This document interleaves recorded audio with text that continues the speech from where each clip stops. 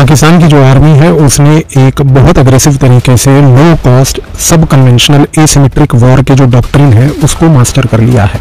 दोस्तों, भारत के ऊपर एक फ्रेश जीपीएस स्पूफिंग अटैक हुआ है। आप देख सकते हैं दिल्ली मुंबई के बाद अब कोलकाता में भी कुछ ऐसा ही नो टाइम इशू किया गया है कि पाकिस्तान ने नॉन ट्रेडिशनल मेथड्स का प्रयोग करके भारत को अटैक करके भारत के ऊपर इस प्रकार से लड़ाई लड़ने का एक डॉक्ट्रिन तैयार कर लिया है। और same format, same code, same timing है। वो उस प्लेन को बोल रहा है साहब आप लाहौर पहुंच गए, दिल्ली में नहीं है। और उसके बाद प्लेन कहेगा अरे बाकी जो सिग्नल्स आ रहे हैं ओरिजिनल सैटेलाइट वाले वो तो बड़े कमजोर हैं, ये जो सिग्नल आ रहा है ये मजबूत आ रहा है, तो यही सही है वो गलत है, मतलब मैं लाहौर पहुंच गया हूं। और पायलट सर पकड़ के बैठ जाएगा साहब अभी थोड़ी देर पहले तो हम बस यहीं पे थे पास में, अचानक लाहौर कैसे आ गया इतनी जल्दी। पाकिस्तान को अब ये समझ आ गया है कि भारत की जो एयर सुप्रीमेसी है, भारत का जो एयर डोमिनेंस है, मुझे कुछ ना कुछ करके उसको अंडरकट करना है।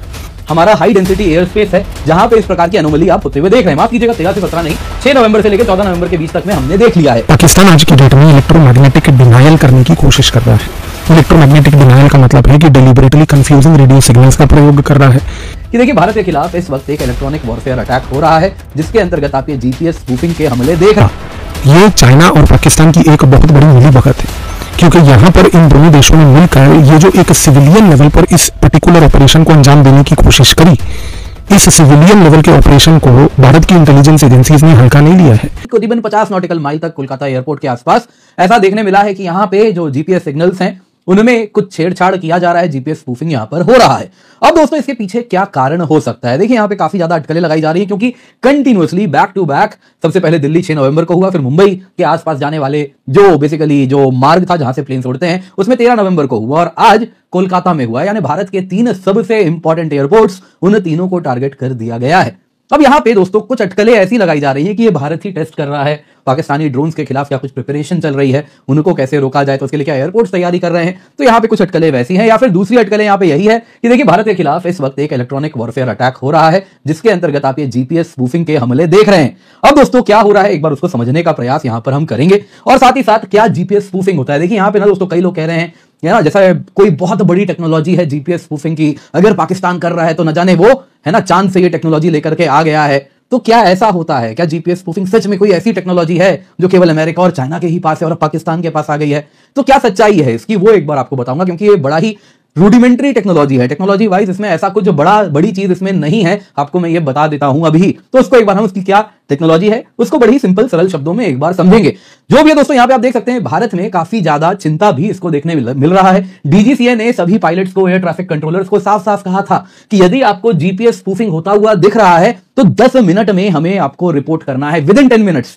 क्यों विद इन 10 मिनट्स? पकड़ना है, ऐसे ही नहीं। तो दोस्तों यहाँ पे कौन कर रहा है अब तक, मतलब पब्लिकली मीडिया में तो नहीं आया है कौन कर रहा है, किसी को पकड़ा किया हो तो वो भी नहीं दिख रहा है। तो यहां पे जैसा मैंने कहा टेक्नोलॉजी बड़ी रूडिमेंट्री है, लेकिन इसको क्या खास बना रही है, क्यों ये इस प्रकार से किया जा रहा है कि ये एक स्टेट एक्टर का हाथ इस पे लग रहा है या कुछ और है? तो क्या है, आइए जरा आज के वीडियो को शुरू करते हैं, क्योंकि बड़ा क्लियरली दिख रहा है। आप जैसा मैप यहां पे देख सकते हैं, GPS interference air traffic routes Mumbai के आसपास देखने मिला है। न्यू दिल्ली में आप देख सकते हैं 6 नवंबर को मिला, मुंबई के आसपास 13 नवंबर को, और आज कोलकाता में 14 नवंबर 50 नॉटिकल माइल तक ऐसा रिपोर्ट किया गया नोटिस टू एयर मिशन में कि देखिए यहां पे अगर आप फ्लाई कर रहे हैं तो जीपीएस सिग्नल में इंटरफेरेंस हो सकता है, इस पर ज्यादा भरोसा ना करें, कुछ इस प्रकार से चेतावनी दी गई है। तो क्या हो रहा है ये जरा आज इसी पर चर्चा करते हैं। पर इससे पहले आगे बढ़े आपसे निवेदन है वीडियो लाइक करें, चैनल सब्सक्राइब करें, बेल आइकन अवश्य दबा दें। इसके सिवा यूपीएससी मुंसिपल बयान अकेडमी चैनल है, आप सभी जाके जुड़ जाएं, क्योंकि यहां पे आपको यूपीएससी रिलेवेंट कंटेंट आपके लिए हम लेकर के आ रहे हैं। इसके सिवा दोस्तों 40 करोड़ तक का गारंटीड रिवॉर्ड्स आपके लिए हम लाए हैं।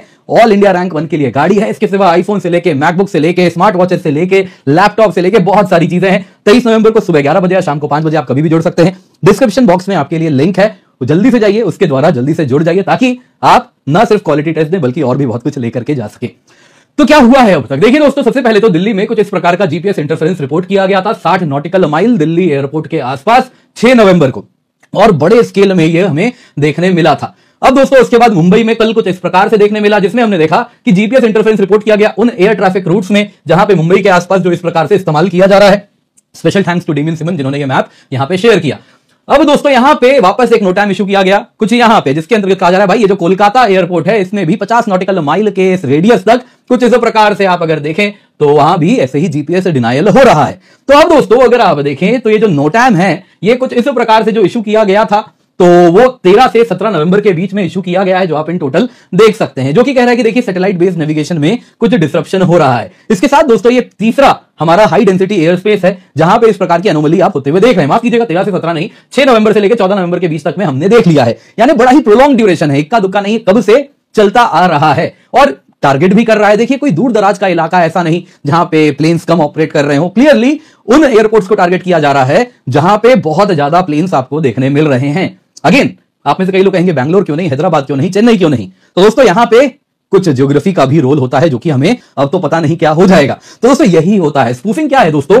मान लीजिए एक प्लेन है, वो उसके सैटेलाइट रेडियो सिग्नल कह रही है जी आप दिल्ली में हैं, लेकिन स्पूफिंग में क्या हो रहा है दोस्तों? एक बैड एक्टर है, वो क्या कर रहा है? स्ट्रॉन्ग रेडियो सिग्नल्स जनरेट कर रहा है, जो कि उसी जीपीएस सैटेलाइट सिग्नल के जैसा ही मिमिक कर रहा है और same format, same code, same timing है। वो उस प्लेन को बोल रहा है साहब आप लाहौर पहुंच गए, दिल्ली में नहीं है। और उसके बाद प्लेन कहेगा अरे बाकी जो सिग्नल्स आ रहे हैं ओरिजिनल सैटेलाइट वाले वो तो बड़े कमजोर हैं, ये जो सिग्नल आ रहा है ये मजबूत आ रहा है, तो यही सही है वो गलत है, मतलब मैं लाहौर पहुंच गया हूं। और पायलट सर पकड़ के बैठ जाएगा साहब अभी थोड़ी देर पहले तो हम बस यहीं पे थे पास में, अचानक लाहौर कैसे आ गया इतनी जल्दी? तो ये है दोस्तों जीपीएस स्पूफिंग।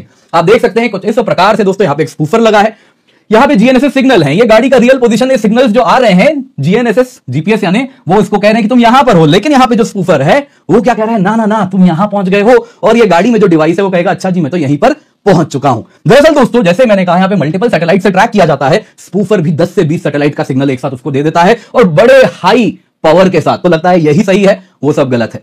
पाकिस्तान की जो आर्मी है उसने एक बहुत अग्रेसिव तरीके से लो कॉस्ट सब कन्वेंशनल एसिमेट्रिक वॉर के जो डॉक्ट्रिन है उसको मास्टर कर लिया है।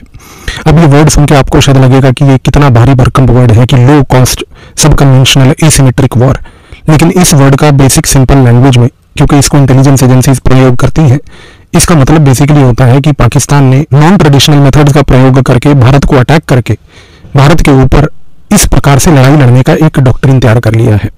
ऑपरेशन सिंदूर जो अभी हाल ही में मई के महीने में हुआ, खास करके इस ऑपरेशन सिंदूर के बाद पाकिस्तान ने इस पर्टिकुलर टेक्निक को, जिसको हम लो कॉस्ट सब कन्वेंशनल एसिमेट्रिक वॉर कहते हैं, उसको और अग्रेसिवली अपनाना चालू कर दिया है। पाकिस्तान ने अभी हाल ही में एक बहुत अग्रेसिव लेवल पर information and electronic dominance operation Bharat में किया।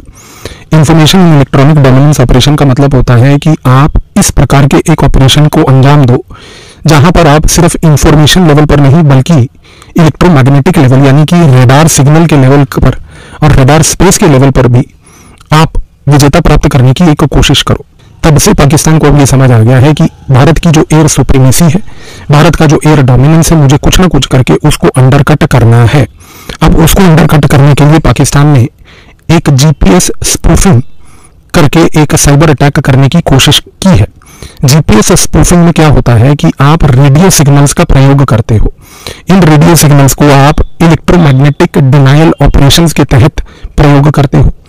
अब होता क्या है जीपीएस स्पूफिंग में कि आज जब जीपीएस की टेक्नोलॉजी चलती है तो वो रेडियो सिग्नल सैटेलाइट से लेती है, लेकिन जीपीएस टेक्नोलॉजी जब रेडियो सिग्नल सैटेलाइट से लेती है तो स्पूफिंग के दौरान हम एक काम ये करते हैं कि उसी तरीके से आर्टिफिशियल सिग्नल्स को मैन्युफैक्चर करके उनको इतना स्ट्रॉन्ग दिखाते हैं कि जो भी जीपीएस यूज कर रहा होता है डिवाइस जिसमें एंटीनास लगे होते हैं वो स्ट्रॉन्गर सिग्नल्स को कैप्चर कर ले। पाकिस्तान आज की डेट में इलेक्ट्रोमैग्नेटिक डिनायल करने की कोशिश कर रहा है। इलेक्ट्रोमैग्नेटिक डिनायल का मतलब है कि डेलिबरेटली कंफ्यूजिंग रेडियो सिग्नल्स का प्रयोग कर रहा है। इसके पीछे का जो लॉजिक है वो है डिसेप्शन टेक्निक, कि आप फेक सिग्नल्स का प्रयोग करो ताकि जो एंटीनास है वो फेक रेडियो सिग्नल्स को कैप्चर करके एक अजीब सी पिक्चर बना ले।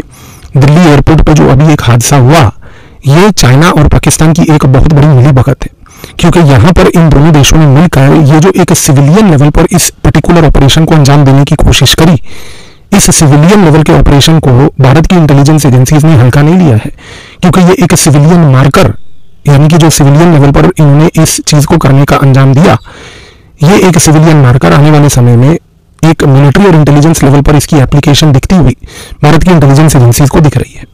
भारत की रिसर्च एंड एनालिसिस विंग के स्थित एक बड़ी महत्वपूर्ण संस्था जिसको national technical research organisation NTRO के नाम से जाना जाता है, उसकी जो इलेक्ट्रॉनिक सर्वेलेंस डायरेक्टोरेट है ESD, उसने हाल ही में ये दिल्ली एयरपोर्ट के ऊपर हुए electromagnetic denial and deception technique को बहुत केयरफुली एनालाइज करके प्रधानमंत्री कार्यालय को एक महत्वपूर्ण रिपोर्ट भी सौंपी है।